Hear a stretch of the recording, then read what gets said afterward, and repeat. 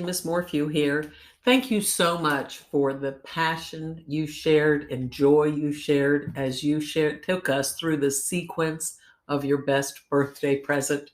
You did have a lot of good details, and I loved a couple of places where you added not only the what somebody said, you or your mom said, but and the doctor, but sort of how they said it. That little vocal intonation you've used for dialogue and for the expressiveness as you went on is spot on. Choose topics throughout this term that you care about, because that's going to show in your eyes. It's going to show in your willingness to do the research for the topics you pick.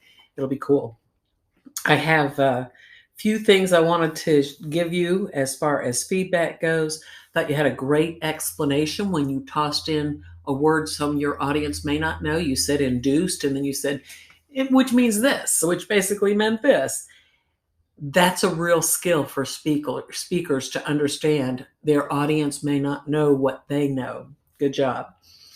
Good reference. Now I've written a bunch of messy notes here. Let's see. Good reference to the discussion board number 1 when you said, hey, and if you remember this in discussion board number 1 video, but I'm going to add more details. Great idea to bring the audience back to something they may already know.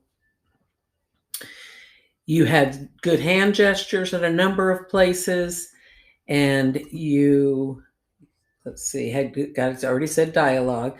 You had very good vocal expression in terms of the emotions, the use of pause, things that are going to add to the way the story was told. So we wanted to follow you sincerely. The tone of your voice at one point in particular, I remember, grabbed me emotionally. It sort of got softer, and the words that you were saying with it, I'd seriously want to make my eyes water. So just keep being you. You are an authentic and wonderful speaker, especially when you're talking about things you care about.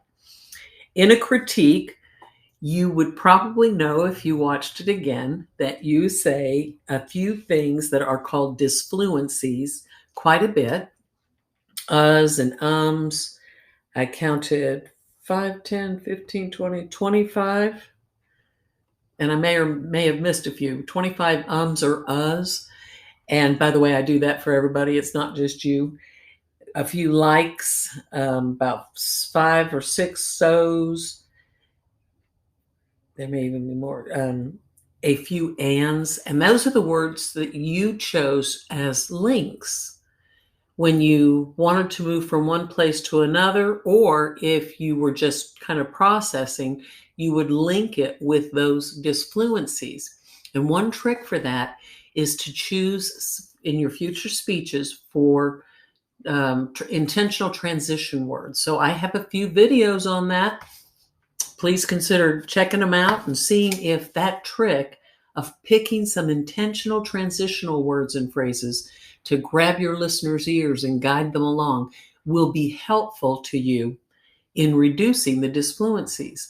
I may have a few videos on that, and YouTube certainly does too. If you look up how to quit saying in a speech, you'll probably be getting a bunch of stuff. My final little feedback, I've almost gone on for 4 minutes here, is that I see a fast way for you to bump your grade up. Not on this speech, it's a great grade. But I want you to go to assessments and pull down to grades. Read the feedback there, just like where this grade feedback is, and see of those 3 activities. I think you still have comments that you may still do this, but some of that stuff's going to close soon, so get those points. Those little participation grades are not difficult. If you need any help, let me know. And thanks so much for that story.